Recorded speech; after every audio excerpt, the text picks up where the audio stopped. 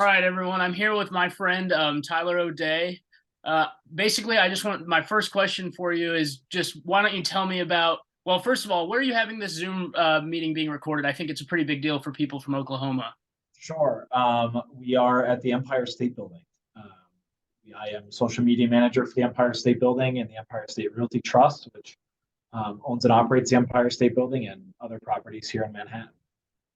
Perfect. And so, can you tell me a little bit about your leadership experience, maybe in previous positions or this position, whichever one you want to cover? You can do all or none or neither or both. Sure. How far back do you want me to go? Uh, I mean, we got 15 minutes, so if you Okay, sure. multiple Um, questions. so so yeah, my first kind of foray into professional leadership was my first job professionally after I graduated from UMass was at Barstool Sports. And I had been a part of their college affiliate program during my 4 years at UMass. And when I graduated, they extended me an internship opportunity to just kind of test, my social chops, how I would operate in their ecosystem at their New York City office. And then after my internship ended in the summer of 2017, I was hired to be one of their co-directors for their college affiliate program, also known colloquially as the Viceroy program, for those within the Barstool world.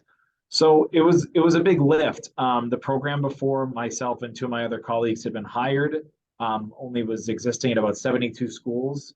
In the 2 to 3 years that I was involved in the program, we expanded that to over 350, which was, a pretty big undertaking. And it was, it was really a big leadership test because each of us was tasked with overseeing about 100 different schools.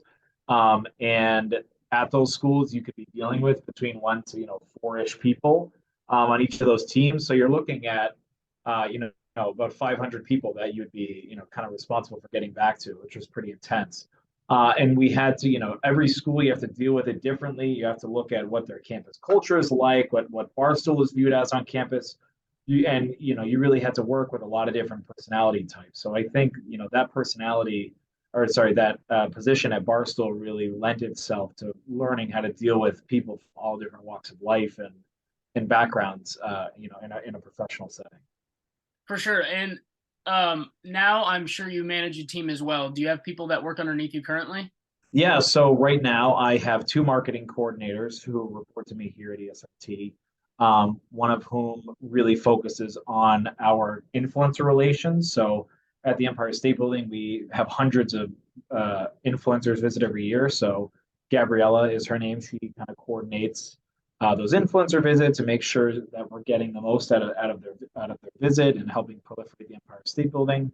Then I have another marketing coordinator, Emma. She's focused on a lot of our content creation for TikTok and for other channels. And then I have two interns who report to me as well. So I've got a team of four, and we do everything for social for the Empire State Building and the Empire State Realty Trust, from tweets and TikToks to coming up with how we can best partner with our celebrity partners who come through the building. So it's a lot going on. Oh, for sure. It sounds like that you do a pretty good job. Like in the previous position, you managed however many hundred people versus now you only manage four. Can you explain like your leadership style maybe in the two different positions, how maybe one might have been more hands off versus hands on, or however you might describe it?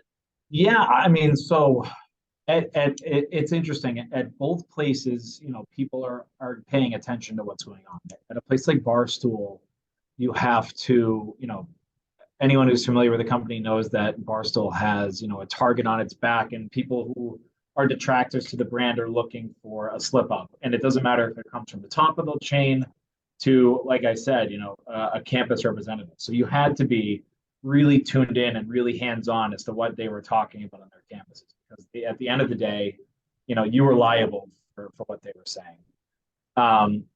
Here, at ESRT, and I actually was in a leadership training last week, and I raised the point, like, I think I manage the different members of my team really differently from each other. And in my head, I thought, that was a bad thing. But the person who's leading the training said, that's okay. There doesn't have to be a one size fits all method to managing people. And that was really eye opening because, sometimes I'm, really involved in what's going on and the minutia and all the details. And other times I'm more hands off and really just need kind of top level updates. And I thought that was inconsistent, but to me, they said, you're meeting people where they are, which is super, super important. If you have someone who, likes and needs to be kind of checked in a lot, you got to work like that with them. And if you have someone who really is independent and doesn't need that type of, hand holding, then that's okay. And it's okay to have those two people exist on the same team and in the same ecosystem. Yeah, and that's something actually we just talked about in class. I mean, on a graduate student leadership level, that's something that we learn about is like, if I have somebody who needs to have their hand held the whole way, or somebody that doesn't want to talk to me for a month and just report back to me what they did, great. And it's awesome that you've kind of learned that that's a way that works for you. And they even reassured you by telling you that you're doing a good job of doing that. So that's great. Yeah, at the end of the day, it's all about what the end result is. And Right. there are a million different ways to get there, but as long as everyone's aligned on what that looks like, then it's okay. Yeah. My next question is, what are some of the biggest things that you learned during your time as a leader? And how has your leadership style maybe changed because of those things that you learned? Sure. What have I learned about leadership? I mean, I think it's important, people look to you to own the decision. That was another thing that was kind of shared with us is you never want to say we're doing it because so and so said so. Mhm. That very well may be the case, and that might be true, but they're not necessarily privy to those conversations. So when you've aligned with someone on, okay, this is how we're going to move forward with it, it's important that you own that and not try to defer, the responsibility or the choice to anyone else because it makes your position look a lot weaker. Mhm. What was the second half of your question? What did you learn from that experience? And I think you just said it. Yeah, you just, when you're trying to lead a team, confidence in what you're trying to sell them is massive. And I think you take away from it and you might not agree with the decision necessarily, but that's how, chains of command and how businesses operate. You're not always gonna fully be behind or believe in what you're doing, but you need to appreciate the fact that whoever you report to or whoever is calling the shots came to their position for a reason, and you're going to act it out, to the best case possible. Yeah, I mean, that totally makes sense. It's not, yeah, like we were talking about. So, and then next, I want to know, have you ever had a time where you were like challenged as a leader? Yeah, sure. I mean, it happens all the time. When you come into a job like I did here, and there are people, you're not going to be in a position in your life where you are hiring everyone in your department. Most of the time, that's just not the case. So it's always when you come into a new professional ecosystem, or it doesn't have to be professional, but anywhere where there's a hierarchy or there's an established way of doing things and people have been around, you're always going to face challenges when you're trying to learn how to work with certain people. And that's, Mhm. that's part of the job and a part of any job as well. And I think it's an important skill to have. Just because at first you might grind up on somebody professionally doesn't mean that there has to be this caustic relationship the whole time. I think a lot of it is just learning about each other's strengths and weaknesses and knowing how to work properly within the guidelines that they set for each other. Yeah, totally. Do you have like a super specific example off the top of your head where you might have had a very difficult challenge? Sure. Yeah, sure. I mean, during my times at Barstool, when you're dealing with college students, things are going to go wrong, Hmm. and things are people aren't going to have the emotional maturity to admit that they fucked up. Sorry, I don't know if I can say that in an That's okay. academic setting, but admit that they screwed up, or to admit that they might be wrong in a certain situation. So yeah, sometimes at Barstool you'd really have to kind of butt heads with people, Hmm. and say, if you're going to be the foremost promoter of our brand within your campus, there are some rules that you have to ascribe to. And some people, didn't want to hear that. But you have to, remind them of the opportunity, why they're here, why they're doing what they're doing, what come to a common goal. I think a lot of that happens. Understanding why someone is doing what they're doing, I think, is half the battle. Hmm. If if you find out the reasons why they're in for something, you can start to understand or at least triangulate why they're coming to the decisions that they're making. And I think that helps. It might help redirect some of that effort into a way that's more mutually beneficial. Right. That's a great answer. Let's see. Oh, I think this was a good question. How do you work to bring out the strengths of all the different individuals that you oversee? Yeah, I think a lot of it is giving them challenging projects or projects that might be reach, and to also know where their passions lie. Like we have, if you are interested in, if you know someone's interested in sports, and having a certain competitive aspect to what they do, I think that's a great insight into certain projects because especially in the social world where I live, a lot of it is competitive, whether it's for clicks or a contest or things of that nature. So I think finding where their passions lie outside of the work lane and finding ways to kind of integrate the different skills or strategies or niches that might be filled by that interest within the professional setting, I think can help alleviate a lot of those things because it just, at the end of the day, people want to enjoy what they're doing with work, and if you can frame it in a way that is already familiar and enjoyable for them, I think that can help a lot. Yeah, that's another thing that we've just recently learned about is different types of power that leaders have, and having this sense of understanding, and we called it referent power in class, but it's basically meeting someone on like a personal level, like talking about, like you said, sports or something that's outside of work where it helps you relate to subordinates. So that's a great answer again. So let's see. Um, is there a specific way that you've ever managed if you weren't holding like a title, if that makes sense? Like you didn't hold a leadership position over somebody, but yet you were still able to manage them? Yeah, sure. Well, I say yeah, sure, but I'm actually trying to think. So much of my like I think to college with like intramurals, like so back in college, I used to referee intramural sports, and I Mhm. think that's like a pretty, everyone's on the refereeing staff, but I think there's ways to, um, just I think setting expectations of people is probably the best way to manage someone when you're not in a management position, if that makes sense. Yeah. Like just because you're not directing someone how to do something doesn't mean you can't convey, this is what I'd like to get out of it, or this is what I'd like the end result to be. So I think setting expectations in non-managerial situations where you still want to, be on the same page with someone is probably the best route to go in my opinion.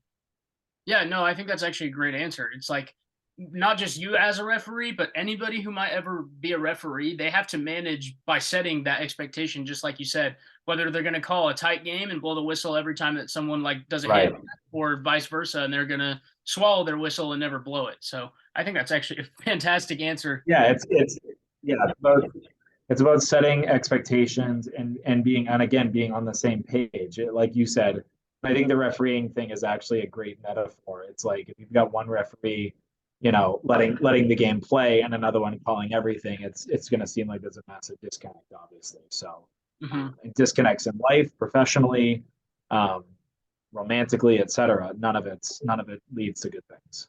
Right. Yeah. Let's see. I think we got time for a couple more, and one of them's supposed to be like kind of fun. So, I guess Sure. my last real question is, what advice do you have for aspiring business leaders? Aspiring business leaders. So my biggest thing to anyone who ever asks me that question is just because you don't work in the field you want to yet or for the entity that you want to yet doesn't mean you can't build a portfolio. And I'm not talking about working for free because I don't believe in that. I don't think people should work for free. Um, but if you really are passionate about something, and in social it's really easy to build a portfolio. I mean, you can if you have a passion for music management and you want to be someone's ghostwriter basically for social who's a musical artist, you can very easily create a page that you run like you are that artist and you have something to point to. Hmm. So if again, it's grounded in your passions or your ambitions, but there are ways to build out portfolios so that when you go into an interview, you can point to and say, "Hey, I care so much about this and so passionate about this that I've been doing this on my own, and it would be fantastic to parlay it into a professional setting." And it's what I did for Barstool. I took a portfolio that I had built up for years and got the job there. And then at Barstool, I built the portfolio there, and it was able to, bring me to the Empire State Building. I think it's all just about building upon, what you've done in the past and how you can move yourself forward. Yeah, I think that's a great answer. Wow. Yeah, just being able to even show that you've lived out your own advice is pretty awesome. That you built this portfolio and it led you to your first job, and not only your first, but you then created a second portfolio, led you to your second job, and now who knows if you want to move on. I'm not saying that you do or don't, but maybe eventually you'll go elsewhere, and you've built. I mean, now a third one. So I think that's a great response. Yeah, So it's a little, it's a little tailored to my experience, but that's what I know. But yeah, social is certainly a place where what you're doing is very public. mhm. You can point to it and really say, this is the body of my work, and they can like it or not like it, and that's on them. Yep. All right. Well, my final question, again, it's supposed to be more of a fun one. If there's like a person, a character, favorite athlete, or someone that, I mean, a TV show character, whoever it is there a leadership style that you can connect yours, or just a favorite one that you might have? I am very much someone who, like, when they binge watch a TV show, I start like emanating their personality, Yeah. which depending on the show is either good or bad. But I think personally, like when I'm watching The West Wing, which I'm a big fan of, like I think Leo McGarry on there is like great. He's like caring, but demands excellence, but also is like not afraid to like have fun. I think Jack Donaghy from 30 Rock is like a lunatic, but I think having some aspect of your leadership style, being willing to have like a chaotic streak, I think is good, because you Mhm. don't want to be predictable. And then I think like the Michael Scott School of Management, where you want everyone to be your best friend, can be a little toxic at times, but the intent is there. Yep. That's awesome. Those are The great intent is answers. there.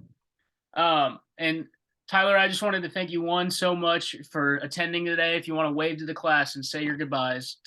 Hi everyone. I've never been to Oklahoma before, but I would love when I come, I'll tell fond memories of this video call. Well, thank you so much.